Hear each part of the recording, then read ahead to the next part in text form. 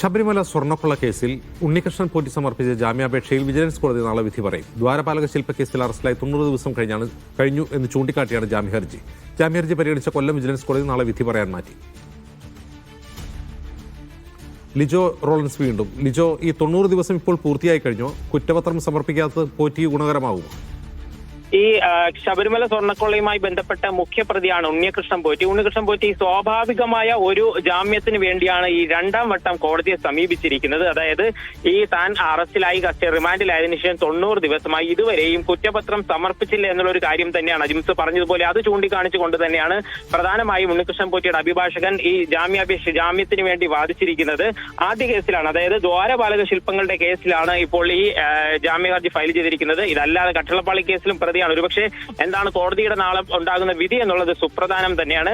ഇതിനിടയിൽ തന്നെയാണ് പ്രത്യേക അന്വേഷണ സംഘം പ്രാഥമികമായുള്ള ഒരു കുറ്റപത്രം സമർപ്പിക്കാനുള്ള ഒരു തയ്യാറെടുപ്പുകൾ നടത്തുന്നത്. കാരണം നാളത്തേക്ക് മുന്നേ അത് കഴിയുമെന്നുള്ള കാര്യത്തിൽ അറിയില്ല.